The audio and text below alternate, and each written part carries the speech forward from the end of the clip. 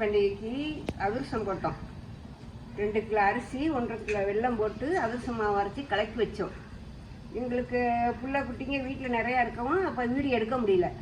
அதுக்காக வேண்டி மாவு எடுத்து வச்சுருந்தேன், வீடியோ காட்டலாம் அப்படின்னு மக்களுக்கு காட்டணும் பண்ணுவாங்க அப்படின்னு சொல்லி மாவு எடுத்து வச்சுருந்து இன்றைக்கி வீடியோக்காக வேண்டி மாவு வச்சுருந்து போடுறேன்.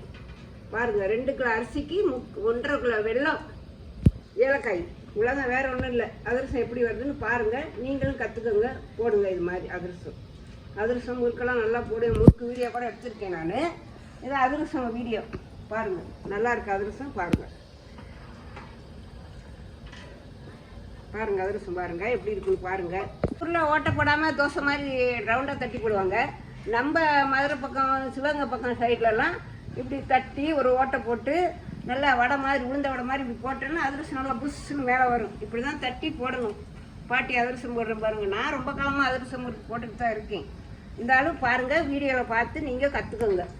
2 கிலோ அரிசிக்கு 1.5 கிலோ வெல்லம் நைஸாக அரைக்காமல் திருன்னு அரைச்சி கலக்கி வைக்கணும். ஏலக்காய் போட்டு கலக்கி வைக்கணும். பாருங்கள் அதிரசம் எப்படி வருதுன்னு பாருங்கள். இந்த பாருங்கள் போட்டு வச்சுருக்கேன் பாருங்கள். இதை பாருங்கள் எப்படி வருதுன்னு பாருங்கள். வந்ததையும் இப்படி வந்ததுமே அப்படி திரும்பி போடணும், அவ்வளோதான். இங்கே பாருங்கள், இதை பாருங்கள், அப்படி திரும்பி போட்டுடணும், அவ்வளோதான். அப்படியே ஒரு 2 நிமிஷம் வந்தோன்னே எடுத்துடலாம். நல்லாயிருக்கும், டேஸ்ட்டாகவும் இருக்கும், வாசமாகவும் இருக்கும்.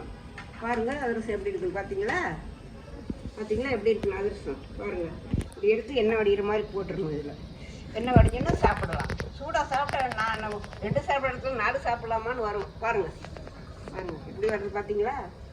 உளுந்தோட மாதிரியே வருது அதிரசம். இதுக்கு பேர் அதிரசம். பாருங்கள், கல்யாண வீட்டில் விசேஷமான வீட்டில் எல்லாம் நாங்கள் அப்பப்போ போட்டுக்கிட்டே தான் இருப்போம். மக்கள் கற்றுக்கோங்க. லைட்டாக தொட்டுக்கிட்டு தட்டி நடுவில் சின்ன ஓட்டை, அப்புறம் எடுத்து எண்ணெயில் போடும், அவ்வளோதான். இதில் ஒன்றும் பெரிய வேலை கிடையாது, அவ்வளோதான். பாருங்கள், அடுப்பை குறைச்சி வச்சுக்கணும்.